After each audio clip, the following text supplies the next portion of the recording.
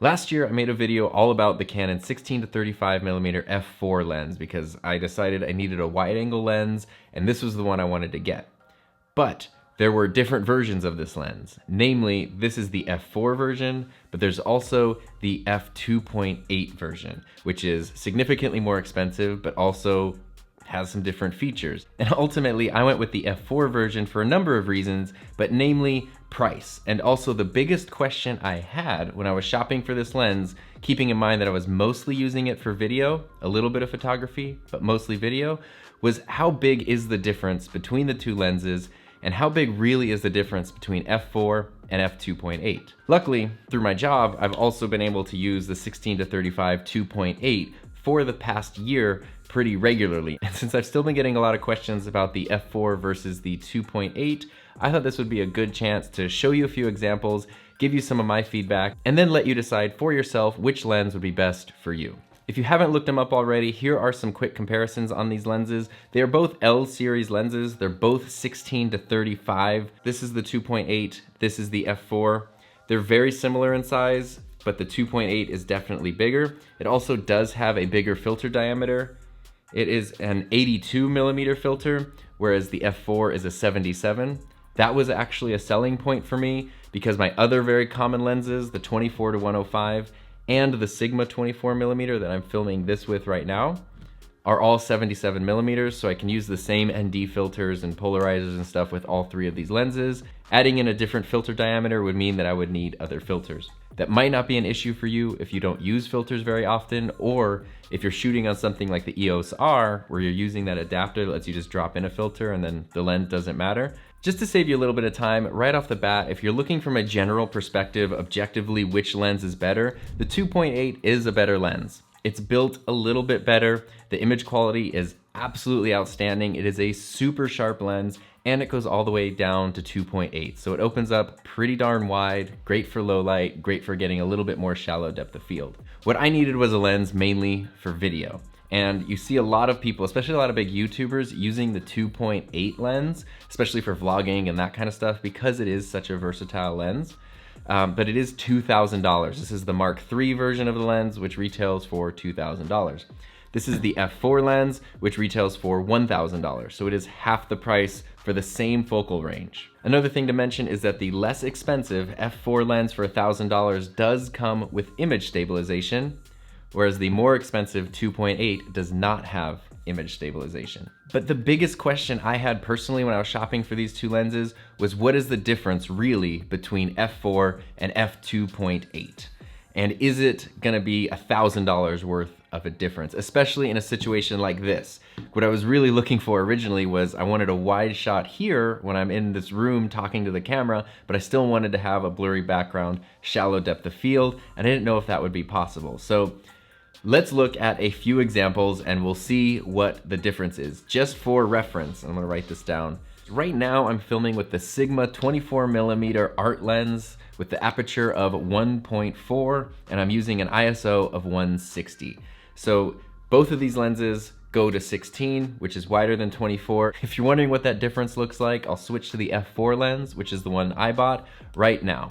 So this is the f4 lens all the way zoomed out to 16mm. You can definitely notice a difference, but at f4 with an ISO of 160, it is way too dark. So I will need to increase the ISO, maybe even 640 to kind of get the same look that I had before with the 24mm at 1.4. So this is the f4 at 640. Fortunately, on a camera like the 6D Mark II, there's not gonna be a lot of noise at 640 ISO. There's not a lot of distortion until I start getting really close to the lens, and then you kind of notice my arm sort of looks really big compared to my face.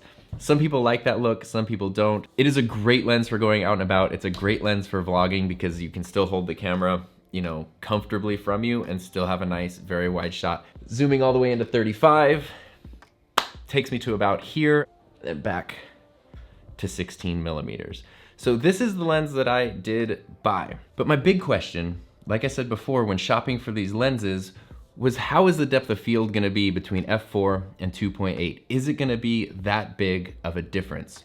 So right now I'm gonna switch from the 16 to 35 at f4 over to the 2.8 right Now, and since this is now a 2.8 lens, I was able to lower the ISO all the way down to 400. So it's about half of what it was with the f4 lens, which is great in terms of getting a cleaner overall image. So again, if you really want to see the difference between f4 and f2.8, I'll just switch it right now.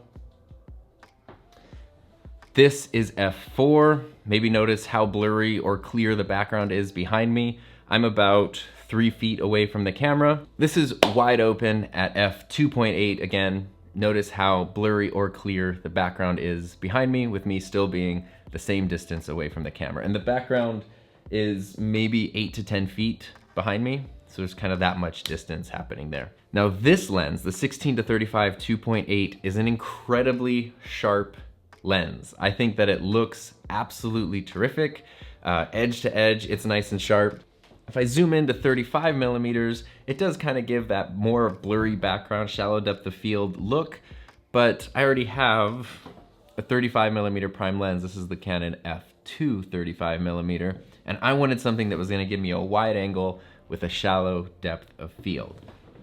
So jumping back out to 16 millimeters, it's a great looking shot. I think it looks cool, but it's definitely not a super shallow depth of field. I don't think it's $1,000 better than what I was getting at this with f4. So now just for more comparison, this is the 16 to 35 2.8 back all the way open to 2.8, as wide as it will go, with an ISO of 400. And I want you to take a look at this image, pay attention to the background, pay attention to the sharpness, and we'll compare it side by side with an image from the 16 to 35 f4, open as wide as it will go, to f4, because that's as wide as it will go. And to match the exposure, I'll have to boost the ISO to about 640. And just for the sake of comparison, this is the 2.8 stop down to f4. So that way it's gonna be the most equal comparison in sharpness and overall image quality. And now this is the 16 to 35 f4, opened up as wide as it will go all the way to f4. So again, look at this image, compare it to the one right next to me, and see what you think in terms of overall image quality. I'm trying to make these as equal as possible, but also as real world as possible. If you want image charts, if you want image charts and color things and all that, there are very, very technical reviews. I'm more interested in what do these actually look like in a real world environment. Now, one of the main reasons that people end up wanting to get a 16 to 35 millimeter lens is for run and gun shooting or more of a vlog type setup, because it is such a wide lens. Right now, I'm really only barely a foot away from the camera, but you can still see a significant chunk of the background. That makes framing your shots a lot easier. You don't get this like where you're up in your face like, yo guys, check this out. And it makes it much easier to include like a second person. Like if I had any friends right now, there'd be like a second person right here. But right now I'm using the 16 to 35 f4. I just turned on auto ISO just since I'm moving around and the lighting is changing. I want to keep the image quality as good as possible.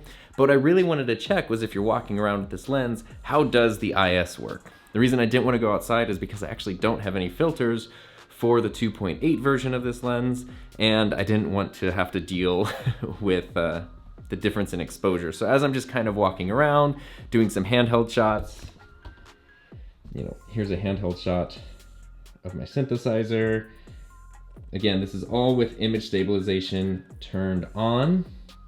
And if I sort of just move over here, we got some guitars coming around. We got the drums. That's kind of a simple look at how everyday video is going to come out when you're using the f4 with image stabilization, which I think for video is really, really helpful. And now this is the 2.8 version without image stabilization, so you might notice that the image is a little shakier, but since I'm close to the camera and it is opened up all the way to 2.8, you might also notice that the background is maybe a little bit blurrier than it was with the f4.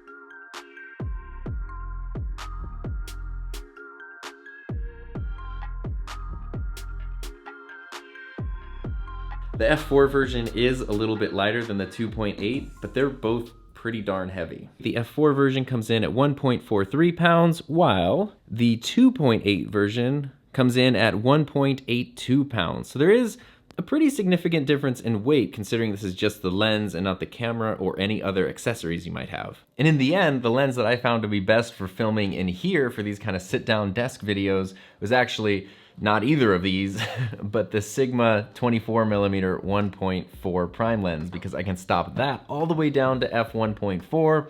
I can keep the ISO really low at like 160, and then I can get a really nice shallow depth of field, nice blurry background, and that's exactly the look that I was going for. And so in the end, you can't go wrong with either one of these lenses. They're both absolutely outstanding Canon L series lenses.